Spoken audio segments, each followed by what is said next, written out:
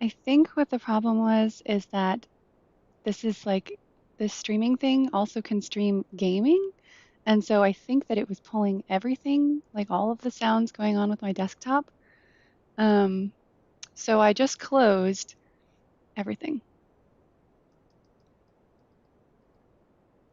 And I'm gonna try and get Ian on, and we're gonna try and chat. Okay, hello, Ian. Give it a try. Hi.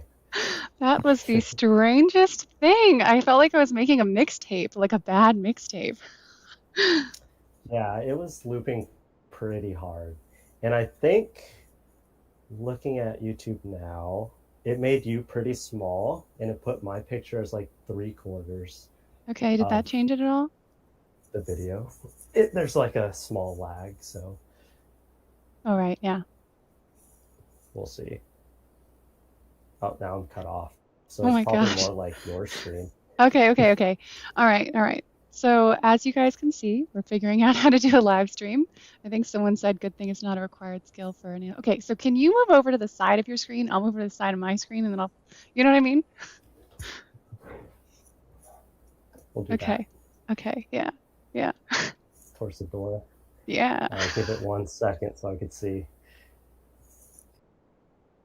Oh, that's the other problem it has. Keeps dropping him out. We might just have to do a new live stream. This is, listen, if you guys ever want to do a live stream, let me know because I, after this, will have a lot of experience in all of the ways that it could go wrong.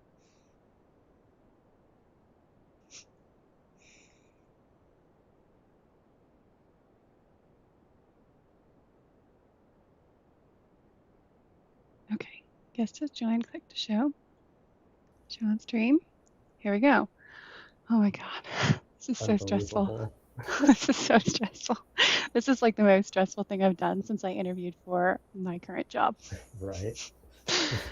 Okay, so I think we should try and run with this because I actually think it is working.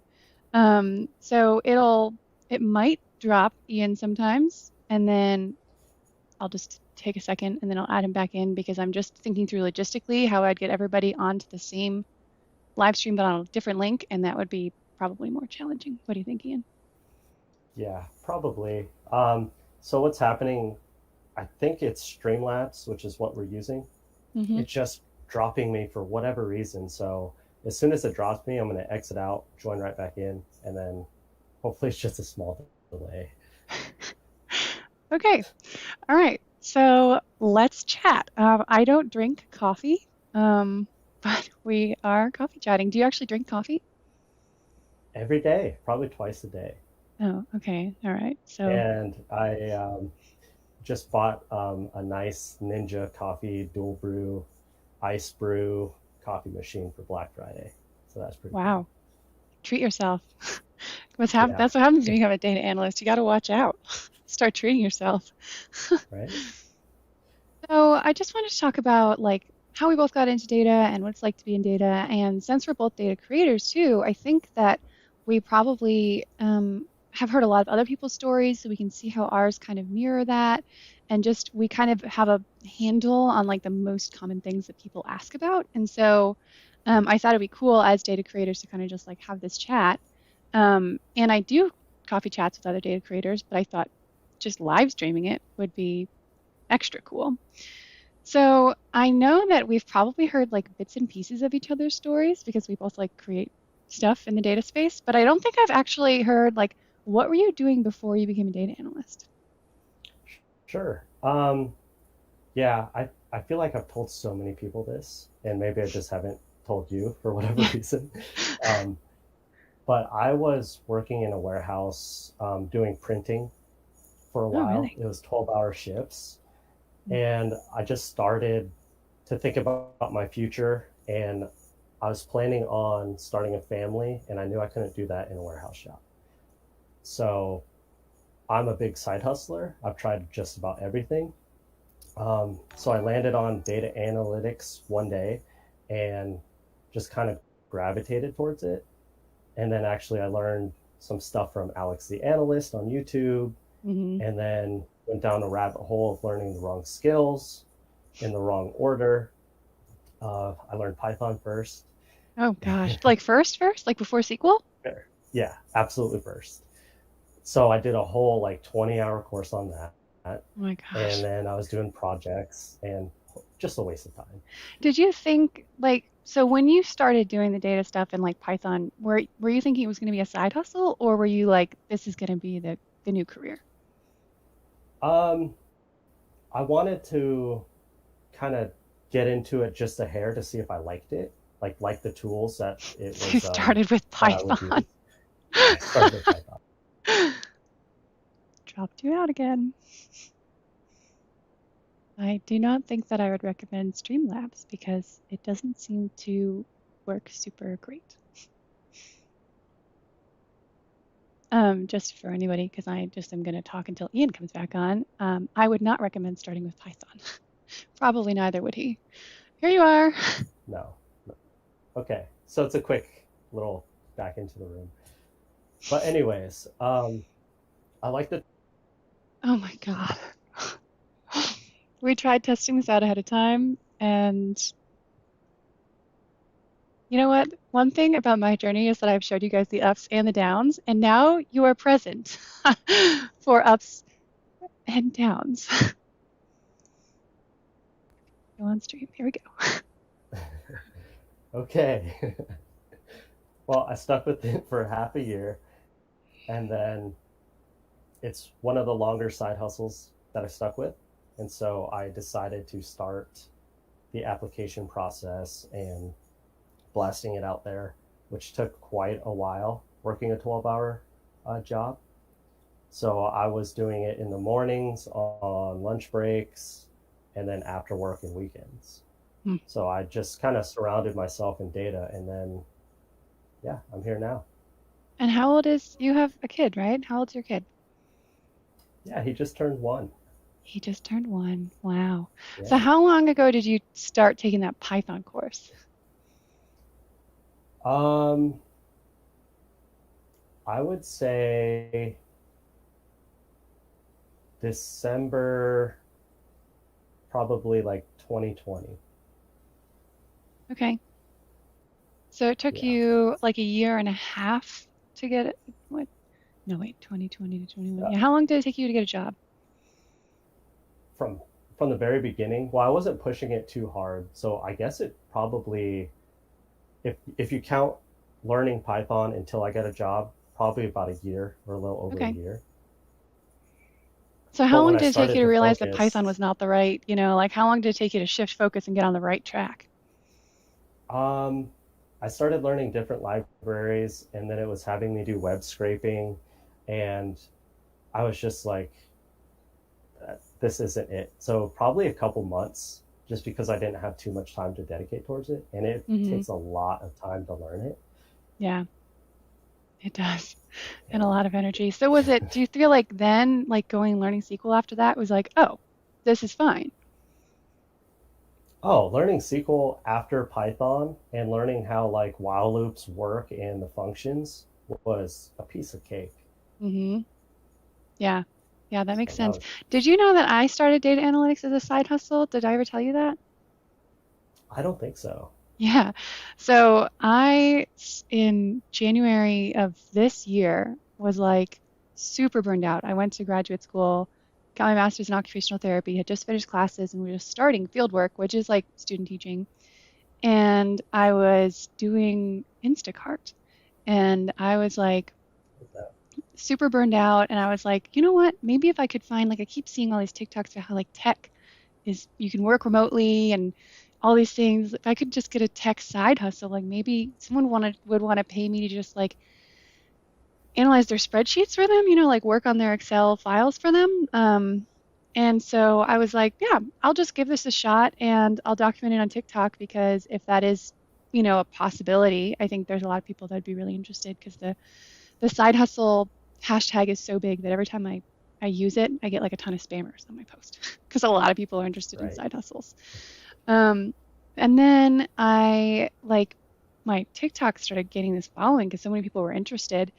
But it because I was talking about it so much, it was like really quickly reflecting back on me how much I was enjoying what I was doing. But I definitely am like a big hobby person. Like last year, my like big hobby is I learned how to grow like mushrooms, like oyster and like lion's mane and stuff. And Oh, so I know that I can like really hyper focus on a hobby for about 3 months, but then after that, I usually like I did photography for a while. I usually keep it, but I'm not like as psyched on it. So I told myself, all right, you're really enjoying data analytics, but you need to do it for 3 months because after 3 months, you might lose interest. And so if you try and switch your career and then lose interest, that would be a huge bummer. But I also felt like I had this like kind of experiment on my TikTok at this point. I was like kind of experimenting, like, hey, can I teach myself and get a job? So I kind of wanted to see that through. So then I finished the Google Certificates course in January and it was great. But then I went on to Python and I spent February doing Python, which was really a detour. It was fun. Like, I'm not going to say I regret it, but it was an unnecessary detour. And then I came back to right, SQL and Tableau and stuff. And I decided in April when I was in Austin that I wanted to make the career change because I was like, I want to work remotely. Like here I am in Austin visiting one of my best friends, staying with him for a week. And if I get an in-person job, I can't really do that anymore. So I decided in like April to switch. Um, there goes Ian. And some of you, this is rehashing because you were there every step of the way watching all my TikToks, which is to me because when I was younger, I was kind of just like, I kind of have always done my own thing. I was explaining, kind of did a little sidebar. I did kind of my own thing when I was younger. So the fact that I've got like people watching me and like seeing like, hey, did you get a job? Has been really crazy for me. Like this whole being a content creator thing has been wild. yeah, So I yeah, anyways, in I agree. April I decided to switch and then I started job searching in May. And then I got my job in July, which it just cut off a lot of important details, but that's kind of the that's kind of the path that I took. So you took the Python course, and then did you take a course on like SQL or anything? Like how did you learn those skills? I went from Python to Excel to SQL and then technically Power BI, and then I did take a Tableau course as well. Okay. Was there And any like then courses after that really learning stuck out as good? those, uh, from those, I really liked. I like Udemy for my courses because I could just buy them, Mm-hmm. and they go on sale constantly. Mm-hmm. But obviously, the Maven Analytics Tableau course was awesome, and I wanted to take the advanced one as well, just to get more familiar with it. But I Yeah, I can't recommended that remember. one to him. By the way, you guys watching, I recommended the Maven Yeah, Tableau one to him because he's like, I want to learn more Tableau. I was like, well, I have an awesome course for you. I'm glad you ended up liking I it, think the guy's name is Kyle Dustin. Q on Oh, on Udemy Udemy? Oh, or okay, yeah. Excel. Oh, That yeah, I one's use a great. lot of Excel, right? Google Sheets, but it's like the same thing. Yeah. Yeah. So then I kind of, there's the courses and stuff, and I took the Google Certificates course, and then I took the Maven course in Tableau, and then I did one Udemy Python course. Those were my courses that I took. But then I really focused on my portfolio pretty hard, and I learned so much more building a portfolio. Like, okay, not more than I did in the courses. I learned a lot in the courses, but it's crazy. Like, to people who say to me that they don't have a portfolio, I'm like, you just missed so much learning. I learned so much when I had to go and actually like find the data and like ask myself questions and then be like, oh, I don't know how to use this function. I don't know how to use this function. Did you have that kind of an experience when you were building your portfolio? Yeah, it was. I loved building my portfolio. I did about 3 projects, and I think I learned more of what I didn't know doing those projects. And then Mm-hmm. out of the, I think it was 4 or 5 interviews I've had, no one asked to see it. So that was fun. Yeah. Well, I think that quite a few people did not ask to see mine. Some of them I think did look. But I think just having one, like I mean, you can tell me what you think, but for me, just having a portfolio, when I talked to hiring managers, they didn't actually need to see, like my current boss did end up looking, but other people they didn't need to see it because I already had that kind of like fluency in talking about it because I had the portfolio. And so I was like, yeah, I did this portfolio piece and I used these skills and then I had these challenges. And just in reflecting to them the way that I thought through it and the tools that I used and kind of the functions that I ran in general, I found was enough for at least half of my interviewers that they didn't actually need to see the project because they knew they were hiring an entry level person anyway, so it's probably not going to blow anyone out of the water. Did you Right. did you have that at all? I I did exactly what you did, but I put that on my resume. So that could have been a reason why. And then they did ask questions about the portfolio projects, but they never asked to see anything. So I just went into more details about how I use the skills. But it was definitely in detail on my resume already. Yeah, so that probably, like that, because I found that once I got portfolio projects on my resume, it definitely made a difference, even though like nobody seemed to ask about it. The fact that it was there definitely seemed to make a difference. So there's this like middle zone, I think. You like learn the skills, you got your portfolio, but then between that and getting a job, there's this like gray zone of like you have to figure out how to job search. Was that difficult for Right. you? Um, I don't think it was that difficult because there's definitely a lot of jobs out there when you just type in data analyst. I've always had the mentality of apply anyways, even if you're not qualified. Ah, there he goes again. Thanks to everybody watching along. I have not been following the chat, so I did just come into it on the word colonoscopy, so I might have to do a little bit of reviewing. Thanks, guys. Um, yeah, hey Lauren and Chris and Adrian and got lots of people on here. Lauren, I decided in April. Isn't that crazy that I decided in April to switch careers and then in July I got my job. Show on stream. Hello, you're back. Yeah. I have to do So these like awkward to pick up, sidebars when you come out because I like don't want to just sit there. And so I'm like, all right, right? I'll try and like say something, then I bring you back in and you were in the middle of a thought. So what were I you know. saying?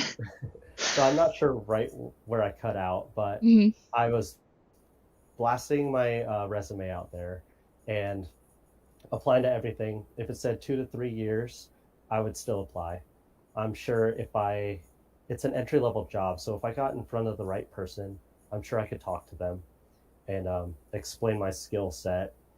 So that was my, I guess, strategy. But the real strategy that I think that worked was I try to do the extra step of reaching out to the job poster, um, emailing the hiring manager if I could find their email anywhere. And so that's what I did at any point in time that I could. Mm. Yeah, the email is Was an it interesting one. difficult for you? Yeah, I mean, so how many months would you say you were job searching for, or weeks if you were super fast? Uh, with the interviews, because they like to throw them out in separate weeks, probably about 3 months, I'd say. Okay. Yeah. Yeah, that's about how long it took me. Interviewing was tough. I mean, I did have at that point in time 20,000 followers on TikTok, and who were really following me to ask the question if I could get a job or not. So I'm sure that contributed a little bit to the anxiety. But I was finishing my field work. So I always say that I was working, but I wasn't actually working. I was just doing unpaid work. I was at a assisted living facility for 40, maybe a little bit more hours a week. It was a half-hour drive every way um, on like a bad road system, so that was just stressful. So that was difficult for many reasons. It was a really emotionally draining placement too because it was an assisted living facility, and I think our medical system is pretty broken, and you really see that at assisted living facilities. So I was like pouring my heart out and running all over the place and lifting old people by their, pants and diapers. And then having to run home and immediately get onto an interview where I had someone asking me all these questions that I didn't know what they were going to ask me. And it was like this really massively stressful time. So the first Yes. month of my job search, I wasn't really getting any responses to things. Like the applications that I was sending out just weren't really working, but also like looking back, I didn't really have my resume wasn't really focused yet on being a data analyst. My resume was like showing my past skills and experiences. So after like a month, when I got like the tiniest little bit of traction, and like I had one recruiter that I had sent something too, and she had given me feedback on it, even though she did not move me forward in the interview process, which I appreciated. So I changed my skills. I took out all the soft skills from my skills section and just kept in the technical skills. And I really cut down, I made a post about this the other day, but I really cut down my past experiences um, Right. because they just weren't really relevant to the position. And then I carefully reworded my experience as a data analyst section and got some projects on my resume. And this was all kind of like one piece at a time. So then I started getting responses to things, but it definitely was kind of just a slow burn. So the second month is when I started getting responses, but because I had gone a month of putting myself out there and applying to like 100 jobs, I was so burned out that I was like, okay, I'm going to try something else. So I started creating content on LinkedIn as well, not to be a content creator, but just to say, hey, like, here's the things that I'm learning, here's the projects that I'm working on, and like I made a post about how like, did you know that you can perform data cleaning in Tableau? Because the only way that I would know that is if I knew how to use Tableau. So I started making posts like that. And actually, what was really cool, I started getting some messages, like the vice president at the company that I work for now, and then there was somebody at another company who had said that one of the executive team had seen my post and they wanted her to interview me. It was funny because she like, oh, they cut out again. Gonna just wait to tell that story to him because I don't want to leave him hanging. Let me look at the live chat. I guess I will use these cutout moments to look at the live chat. Is it possible to work as a data analyst? Okay, so I need you to know that I don't know anything about Bangladesh or anywhere outside of the United States. I'm really sorry. I only know about the United States job market, but I do have a remote job as a data analyst in the United States, but I have to be authorized to work in the United States at my company. So guest has joined, click to show on stream. Hello. So I was saying that the woman who was interviewing me, it seemed like she didn't even really want to be interviewing me. She was like, yeah, you know, somebody at my company, when the executives saw one of your posts, they really want me to interview you. And she really seemed not jazzed about it, which was a total red flag. Um, Definitely. so then by the end of month two, I was getting enough responses to my applications with the, little time I had in the day. I actually had to take a pause because I forgot an interview. I forgot that I had an interview and I just didn't show up at all. Um, and I was like, okay, I have too many balls in the air. I need to chill out, take a little break on new applications. And, if I had recruiters reaching out and being like, hello, are you interested in a job as a data analyst? And I'm like, okay, can you give me more information? They're like, no. Then I wouldn't respond to those. Um, and then, yeah, I just had a lot of interviews the end of June and beginning of July. I had a lot of interviews, and that's when I got to like the technical interviews and the panel interviews. And in the end of July, I accepted my job. So I've heard some people job search for longer, Nice. so I guess I can't say that it was super hard, but it felt hard to me, you know? Right. And there's a funny thing about you missed your an interview.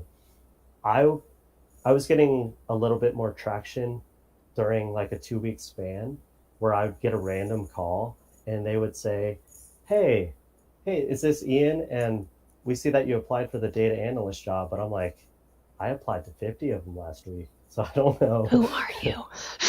Yeah, but like, just had to play it cool. Like, yeah, definitely, and just try to figure out what company this was and quickly look at my spreadsheet to see like the job description, hmm which I think if you're breaking into analytics and you're doing all these applications, make a spreadsheet. It might save you from that Well, have you awkwardness. seen Teal? I don't think so. So Teal is a free jobs tracker. So I had a spreadsheet to begin with, and I had a hard time keeping up with the spreadsheet, which is funny, um, ironic. But Teal is a free service that will you just when you're at a job, you can just like save it to Teal, and it'll track all of your jobs. You can like put which stage you're at, like applied, interviewing, negotiating. They also have like a free like resume builder service, so you can like put stuff in, and it'll like help generate a resume. And the people who work at that company are all really nice. Like they put out really great content on LinkedIn. They clearly really care about helping people for free. So to Nice. anybody like I think, yes, keep a spreadsheet, but I think to level it up, go get a job tracker like Teal because I had the same experience. I had recruiters calling me and they're like, hey, I'm a recruiter with this. And they would say it so fast. I'm like, can you just say the company you're with one more time? I'm trying to like give myself some lag time because it usually happened right as I just walked out of the assisted living. So I'm like still thinking about like someone's grandmother throwing up. And then they're like, hey, I'm this person with this company. And I'm like, whoa, whoa, whoa, I need a second. So Hold on. definitely tracking it is a good idea. Someone had asked me, so how many technical interviews did you end up doing a lot of those? Um, I only did one Wow. technical interview. Really? Um, Was it for this job that you have now? yeah, it was, and it was I believe, the third interview in line of, I believe, four. Okay. But um, I've had a series of interviews with other companies, which I got to the last interview without a technical interview. Mm-hmm. So they're not in every job. Yeah. One was a process analyst for a tobacco company, Hmm. and they never required a technical interview, which was weird. But Yeah, I guess if they know yeah, they're going to so train you anyways. Yeah, right. I did a couple of technical interviews. Some of them were easy, they just wanted to see if I could do a join, whatever, in SQL. Oh, there goes Ian. Um, I guess I can look in the chat. Thanks for sharing. Yeah, definitely. I can see a lot of people talking about Teal in the chat. It's if you also don't follow their founder, and like the people who work there, you should because they separately also put out and like Teal itself on LinkedIn, follow them. They put out a lot of good content for job searchers and specifically like career changes. And recently they've had a lot of focus on transitioning teachers, which I know there's a lot of transitioning teachers in my network. Hello, Chris. Chris, wish I knew about teal. Um, at least his isn't live or anything. Just waiting for Ian to come back into it. Oh, Ian said in the chat, ugh, at least this isn't live or anything. And it is. Yeah, so I was Yeah. talking about technical interviews. I did do technical interviews. I did an easy one. That's what I was saying. Just want to see if I could join. The guy was super nice too. And then I had a couple through like they would send you a SQL interview, like a technical interview, and it's like they send you a link, like through like HackerRank or like another website. Yeah. So you go on through their website, and one of the ones I did was so hard. Like they asked me, like the questions were you could like Google. So I'm like Googling, I'm like, how in the world? And it could see like all the things that you typed. So I tried to like type through my thinking. So when I would Google a new function, I would kind of like test it out and put it in my little type box and stuff. I didn't answer a single question correctly. I think there was 5 questions. I had 30 minutes. I didn't answer a single. I wasn't even able to get like it wasn't even like you would run it and it would try and get the data. I like don't. I never got anything. Like I never got anything. They have to be Um. so specific, like on the SQL testing platforms like Yeah. HackerRank, Mm-hmm. or DataCamp. I I like them, but if you're like, you call your column in your select statement in the wrong order, you got it wrong. So it's Yeah. just, I don't Well, know. it wasn't even like these the ones that I did. Like if you put it in and it is like actual SQL, so it'll like return. If you've got a query that'll return data, it'll like return the data. So they're actually just looking for the answer, not necessarily that how you type it. But yeah, I ended up getting callback for another interview. So apparently they liked Nice. seeing my critical thinking skills, even though I didn't get any of the right answers. I also did 2 panel interviews. So the company that I work at now, Zwar, didn't ask me to do a SQL interview. We don't really use SQL at my job. But I did my first interview with my now boss. He did kind of like informally ask me some questions. He had my Tableau portfolio up, my Tableau public. And I was like, yeah, I did this one project. He's like, oh, which project? I probably have it open right now. I was like, ooh, bring in the heat. Okay. So we talked about that. And he asked me some like informal questions. And then we did a panel interview. I've done a couple different types of panels. So one of the panels that I did was not this company. They had me do they it wasn't a panel. Like I met with what like three people back to back to back. Um, and they just kind of asked me like behavioral questions, like tell me about a time that you failed and how you recovered from it and stuff like that.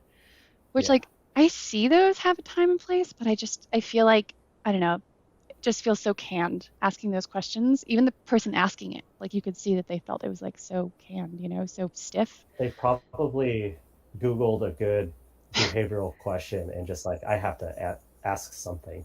Yeah, yeah. Um, so that one was a lot because it was like an hour and a half long. And then that company, like they were like the recruiters, like they loved you, you'll hear back, and then like they never respond. They ghosted me. I was like, you put maybe put in all that effort and then you ghosted me. That was frustrating. But then the other panel interview was at my company now, and so they said, hey, we don't want to make you create any new work just to do this. So just pick anything that you have done before, can be in Tableau or something else, and I just want you to present it to us. Like, where are the stakeholders that you made this for? Um, I was so nervous. Like, my face was so like flushed, bright red I the whole bet. time and everything. And the lighting was so bad because I hadn't figured out my desk setup. Oh God, it was awful. But I did my presentation of it on something. It's actually one of the ones on my Tableau Public, academics in low population density states. So I talked for like 10, 15 minutes, and then we got into questions, and they actually found a mistake that I had made, and I just kind of was like, "Oh, yeah, I didn't catch that." Ian cut out, but I'll just finish my sentence. They found a mistake that I had made, and I was like, "Oh yeah, I didn't catch that. Like, I'm really, we'll go back and look at that, and we'll see if anything changes." I didn't know how to fix it like on the spot. But my now boss told me that afterwards, the CEO who was on that panel was like, "Oh my gosh, that was so awesome that she was able to just like acknowledge that she made a mistake and like move forward from it." I missed a sidebar, but I made a mistake, and the CEO of my company now was actually really impressed about my ability to like admit, "Oh yeah, I made a mistake there. Like that would be really interesting to revisit, and see if anything changes." And that was one of the things that really stuck out for her. So I'm only telling that story because for everyone on the live stream now, even if you literally made a mistake in your project, which you're showcasing in a panel interview, not the end of the world, because it ended up being the most impressive thing that I did in my interview because they were able to see how I responded to that feedback and how I, was able to think on my feet and kind of come back from that. Does that make sense, Ian? Yeah, definitely. Um, and I will note that try to be comfortable with panel interviews because I probably had about five of those, and they were actual panel interviews, like six people. And so those are definitely nerve wracking if you've never done one before. Yeah, can you like walk me through? I didn't actually do one of those. Can you walk me through what that felt like? What happened? It was kind of like your back to back calls.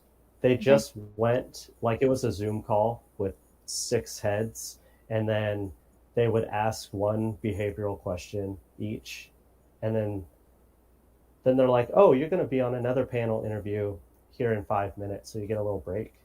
I'm like, "So back to back panel interview. Glad, glad I came prepared." Um, so we did that again, and it was just more behavioral questions Hmm. the whole time, and they absolutely loved my answers because I try to practice like STAR um, methodology Mm. for Hmm. answering those questions. Yeah. And then, like the company you just mentioned, they also, I never heard back from them again. After all So that was that, awesome. Yeah. And that was the did you like, third go ahead. round of interviews, too. Yeah, if they bring you that far, at least just tell me, like, so I could just cross it off, I so know. I know. Did you do any practicing of that STAR method ahead of time, or did you just kind of look it up and wing it? So I looked up how to answer behavioral questions. And then what I did was physically write down 10 questions and answered them on paper. So Hmm. it kind of retain in my head. And then I transferred that over to a Word document and then I practiced them at my day job at the time whenever I had breaks. So I Mm, just read them in my head over and over and over, um, probably for a couple weeks. And okay. so when someone asks me a question, and it could be about anything, I can like think of a situation, think of how I solved it, and the action I took, and then the result from it, star. And Yeah. that's just kind of how I went about it. Wow, you were way more prepared than I was. I did Yeah, not. I was like, I knew that I probably should do that. Um, but what I ended up doing was just I just asked myself questions while I was driving in the car and then answered them out loud because I'm a real verbal processor.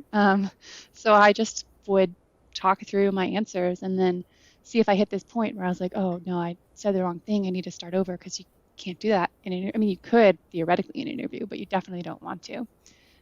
But I definitely am not an expert on the STAR method. Like I can't say I have a great handle on it.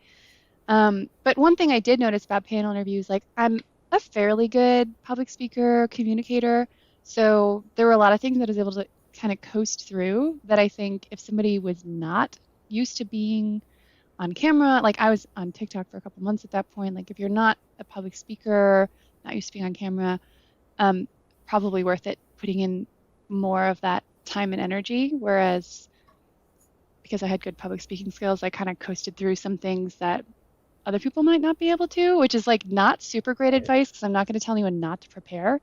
But I guess it's the direction I'm going is like if you know you're not a super great communicator, you don't like public speaking, whatever it is, then like what you said with how you like practice and stuff, Practice that's great. over and over. Yeah, until you've like almost got it memorized, so you got it really locked in there. Oh, there goes Ian again. Um, if you guys have any questions about the interview process, I was going to start talking about our jobs now. So I know there's a little bit of a lag from us talking and then you seeing us, but put it in the chat. So when I bring him back in, um, we can talk about any more interview stuff, and then we can talk about what we do at our day jobs because every data analyst is so different what we do at our day jobs. Let me look at these chats. Chris said I thought that the getting ghosted days were over back in college until I went through the data analyst interviews. Yes, that's actually really funny, Chris. Okay, show on stream. All right, so I asked them to put in the chat if they had any more questions on interviews before we moved on to what we do in our day jobs. Sure. Annie should be worried about a panel interview with 3 future team members. I think that it's hard for me to answer that kind of a question because I don't know your public speaking skills. I don't know how good you are of a communicator. So should you be worried? No. But I do think that after that, like that interview, your future team members are going to be talking to your future boss, like in the hiring manager, and they're going to be saying, I vibed with this person. I did not vibe with this person. This person seems like they're good at these things. I have been, for my company, asked to sit in on interviews before, and afterwards we like have a group chat and we will just talk about what we noticed. Um, so, if that makes you nervous, then you should be nervous for it. If that doesn't make you nervous, like I don't. What do you agree, Ian? Yes, and I guess it goes back to if you practice STAR, you could probably answer any question. Um, Now, if Mm-hmm. they had a panel interview and they said it's a culture fit interview, that one's probably going to be a lot more relaxed and just kind of like a casual talk to just to get familiar with you to see who you are as a person. So I wouldn't worry about that one in particular. Um, the only real interview I would worry about is probably the technical one Mm-hmm. because, uh, well, not everyone's like me, but my brain shuts off during that. Yeah, someone just So said brain fog in the chat. Yeah. yeah, 100% that's me during a technical. Yeah. So did you have anything this in the chat? What were some things you were looking for in a job or a company? I will say I had a lot of things I was looking for at first, but by the time I got to the end of my job search, I was looking for a job as a data analyst, because I realized how important it was just to get a foot in the field. So like foot in the door. So Yeah. I can say these like things that are like nice to have, but I'm not going to pretend to you like, oh my God, these were red flags. I would never do this because I was kind of like I could do a really shitty job for 6 months if that's what it took to get me into the industry. So I just want to preface by saying that. Did you feel that way about it, or were you like still kind of being very selective about the companies? I was not selective at all. Um, I think the only selective part was Oh, the only selective part was that's where he dropped out. Also, I feel like my camera's like not focused. Like when I'm on Zoom calls, my camera definitely is focused, but at least the me that I'm seeing on my screen is very fuzzy. Okay, thank you, Annie. It's interview four, the person who asked if they should be worried about a panel interview. Um, yeah, I mean, if you feel like you've done a like culture fit interview so far, then you know you've already done that. But if you feel like you haven't, then it might just be a culture fit. So you were in the middle of a sentence and you got cut off. did I leave a cliffhanger? Yes. um, uh, was a remote job. I wanted to work Oh. remotely. My Mm-hmm. wife uh, gave birth probably a few months before I landed this job. Mm-hmm. So being home was like definitely one of the biggest things I was looking for. Yeah. Yeah, I wanted to have a remote job. I really cared a lot about culture. Obviously I wanted to have a nice salary, but that was not number one on my list. I wanted to be somewhere that I was going to learn, that I was going to have an actual mentor who was going to actually mentor me and I could learn from them because, again, I knew that this was just my first step into the field. So if I'm looking at a whole career, what's really important to me is that I have somebody to really start me off on this career. Um, and so that was important. And then, yes, one of the big reasons I got into this field was to be remote. So I got super Right. lucky because I have an amazing boss. I've learned so much from him. My company has amazing culture and I work remotely and they're cool with me traveling. Like they really are actually cool with me traveling. So all the things that I were like said were nice to have, I ended up getting, which is amazing, but it's definitely not because I turned people down. Ian dropped out again. It's definitely not because I just turned people down if they didn't fit those criteria. I just got super lucky.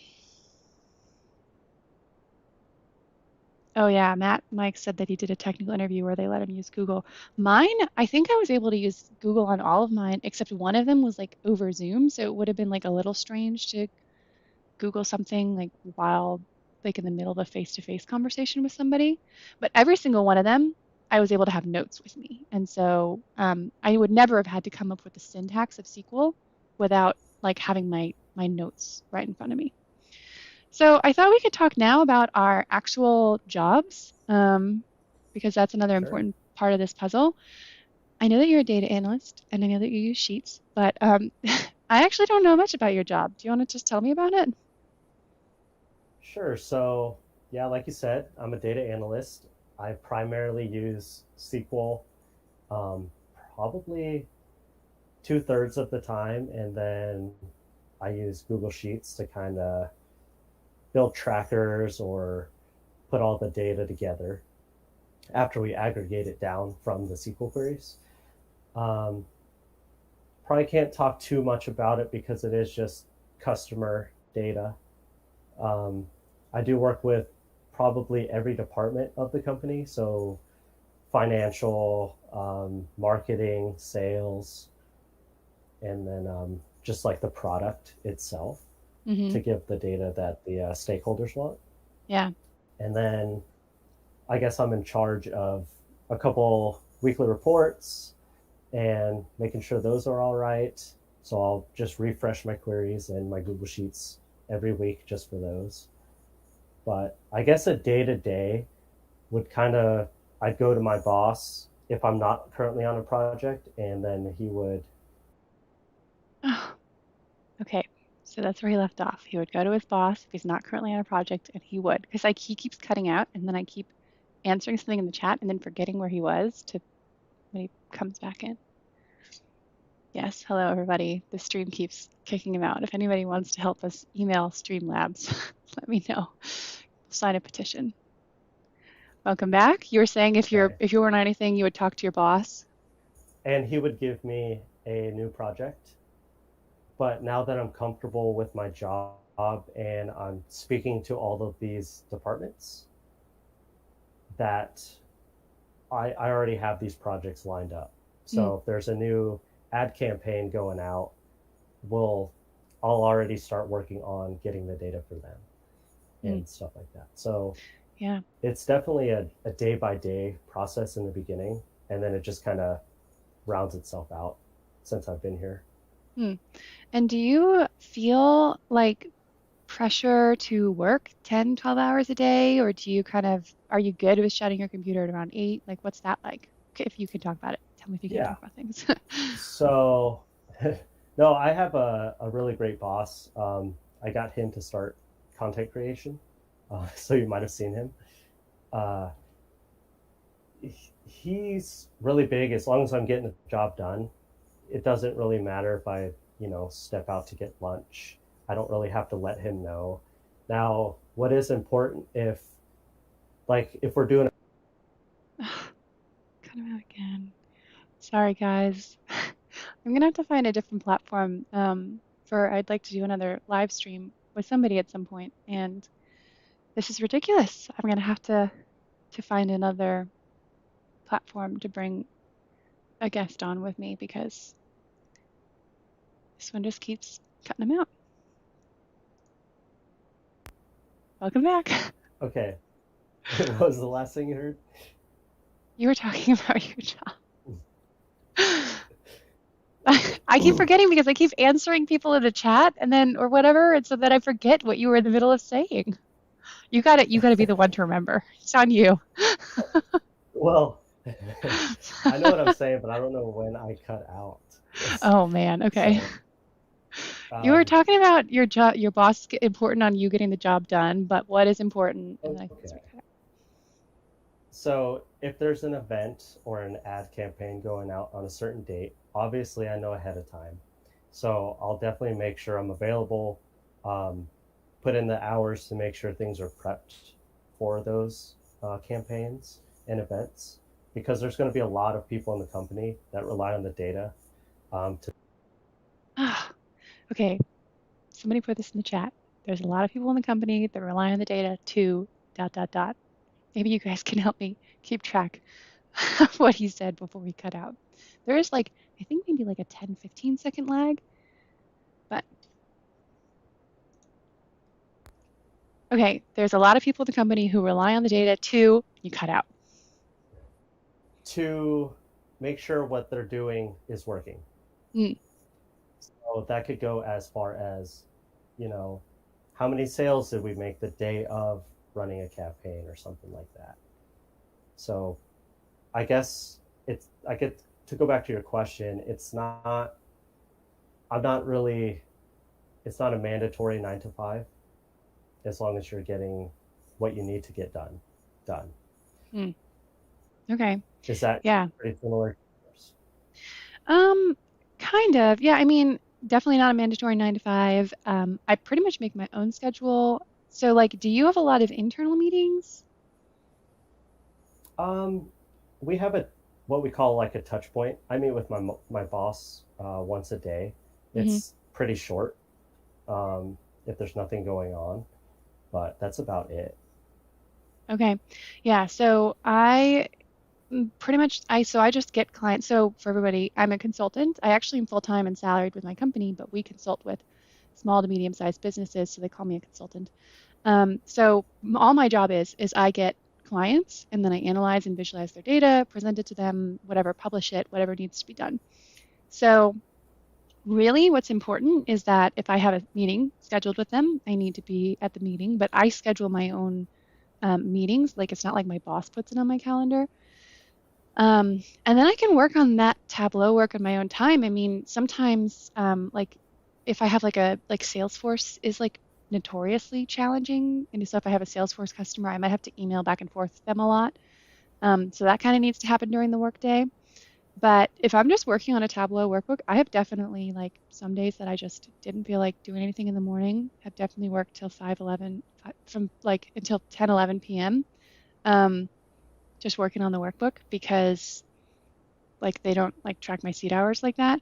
The way that they track us is that we actually bill the customer for the work that we do, and so that's how my boss knows that I'm meeting productivity, that I'm doing my job. I also do have meetings with my boss. He has an office hours every day, which is amazing because we're like building these workbooks for our customers. And what's really cool about my job is that every single customer has like a completely different set of challenges. So you learn a lot, but you run into a lot of problems because it's not like you're ever doing the same Sure. thing really. So he has office hours every day. So we do that and we have like a monthly meeting, but um, I'd say my coworkers are very 9 to 5 workers, but I like everyone on my team knows that I'm like not. I kind of like just do my own thing, follow my own schedule, and um, that really works for me, and I really love that. And I've traveled twice. I got my job the end of July. In August, I went to Asheville for a week to visit a friend, and we talked about this a little bit, but in September and Yeah. October, I went to Austin to visit a friend for 2.5 weeks. And And you have another one coming up, right? I do. I'm going to Australia and New Zealand in February for like the whole month. Um, Yeah, that's crazy. but both times I've traveled and I visited my parents a bunch, and we went up to Lake George at one point, which is in upstate New York. Um, I kind of have definitely really been very flexible. Like I've worked on a Sunday because I knew that I wouldn't be working on a Friday, and I've been able to really flex my schedule a lot for that, um, which is super cool. Like a huge reason that I got into the field was so that I could do that. And so realizing that, I did the math, and 1/3 of the time that I've had my job, I have not been at home. I have been somewhere else. For a third of the time since I've had my job, I have been traveling. That's awesome. Yeah. There's no way I could do that though. Well, you have a kid too, so like, oh, there he goes. I'm gonna look in the chat until he comes back in. Um, Tableau consultant sounds really cool. So I try and put out, this person's asking if there's any places for like Maven resources, or not Maven, for Tableau resources. I try and put out content about Tableau stuff, but I don't Yeah. know. There's a Workout Wednesday series and a Makeover Monday series, which are like really good ways to practice your Tableau skills once you've established them. But I haven't really seen any free courses that really blew me away for Tableau. My go-to is, oh, there goes Ian again. My go-to is the Maven course. That's where I kind of learned my foundational skills and then kind of build up from there. Um, so not a great answer to your question, but I do try and put out some free content of my own if that helps. And let Ian back in here. So, how much of your day would you say is heads down work versus heads up work? It, I guess it goes back to what I was saying. It kind of varies. Um, I might have a project that lasts the whole day and then goes into the next day. And then there's some days where I have a small project or I'm meeting with a couple people. So if I have a meeting an hour out, I might just kind of do some light work, maybe do some spreadsheet cleanups or something like that. But it's not like it's pushing the needle any, I guess you could say. And sorry guys, keep dropping Ian out. Next time. You guys will be there. You were on the OG stream. Next time when I do a stream and you're there and it works, you're gonna be like so happy with me. I hope so. So Um, yeah, go ahead. You were saying. yeah, yeah. So if there's something that's a priority, of course I'll do it. But if there's nothing too crazy going on, it'll just be kind of light work. I keep So I would picturing say Alex the analyst watching this because we just keep like this just like and we're trying our laughing, best here, but I just keep picturing him like tuning in and just like watching us like just have this happen again and again. bombing. Yes. He he probably joined. He's probably watching, and Alex, we know that you're watching. You probably cut out the first time I cut out. Yeah. Yeah. So somebody said, "Am I my team's only consultant?" No. So that's kind of what I do is what my whole company does. So I guess I didn't really talk about my job. So I work at a company. We analyze other people's data. So that's what we all are. We all get hired. So there's We have kind of more complicated ETL tools that I don't work on that, people actually use Python and stuff to work on. There's other consultants who do that kind of more data sciencey work. So my team is the Tableau team. So we are Tableau consultants. And so it's my boss and then a couple other people on my team, and we're kind of newer. So my boss specifically was put in charge of this team to kind of like train us and guide us so that we could really ramp on and then get to being full Tableau consultants. I think some people think about, oh yeah, I'll just like do like Tableau consulting or whatever. Um, but it's incredible to me that I have been at my job for months now and I still have so much to learn and I still run into things every single week, if not every single day, that I need help on. Because when you're consulting in Tableau, you really just encounter the full spectrum of, their data is from these different sources and you have to figure out how to get it in, and then none of the join keys actually line up, and then they're actually this account name and this account name aren't the same, and so there's like data stuff that's tricky. And then Tableau itself, I think that I sometimes will get comments from people on like my TikTok and stuff, and they'll like really look down on the fact that I use Tableau. They'll be like, yeah, Tableau isn't real data analytics.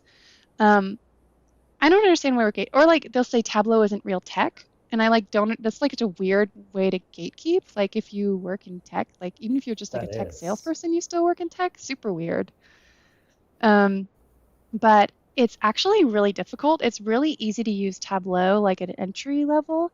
But to scale your way up and be able to write this really complex logic, because it's kind of like writing functions in Python, like this field has to go to this field, has to go to this field, and they're each like their own function. So that really complex logic and understanding how to get it all to work on the technical side, and then bringing in the fact that you're doing data storytelling. And, I get some clients who have really good data literacy, and then some of them who just get lost really quickly. And so, like they'll get stuck on, oh, well, I don't understand why this color is for this thing. And they can't understand anything else on the dashboard until I fix the color of the bars on this chart because it didn't make sense to them, which is fine. That's why they come to us. That's why I'm the Tableau consultant and they're not.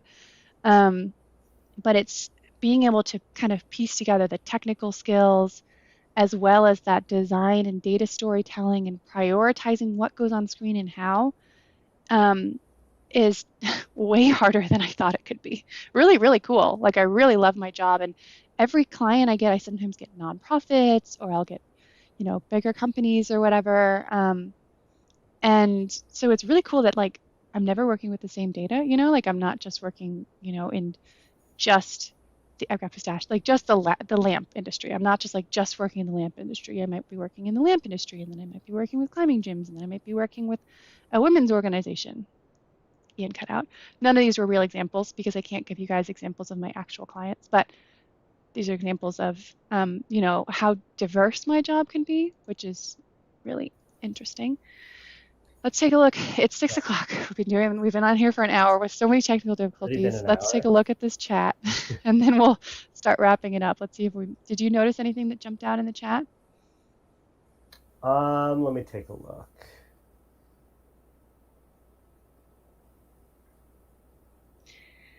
Lauren, I didn't see a new Tableau feature. She asked if there was a new Tableau feature that just came out recently. Okay, so funny story for you guys. I am a content creator as well as a data analyst, and this new Tableau feature came out, dynamic zone visibility. And my boss and I were like, oh, we should totally like write a blog on this for the company's like blog and post it on LinkedIn because this would be a really good one. And the marketing team was like, oh, I'm not really sure how well that's going to do. Like, and so we were like, no, I really think we should hop on posting something about this new feature. Um, and not they weren't supportive, but like they just didn't have that kind of social media experience like I have had. And then we posted it, and it actually did do really well. I was like, oh, yes. So that was That's awesome. funny story. So did you see anything in the chat, Ian?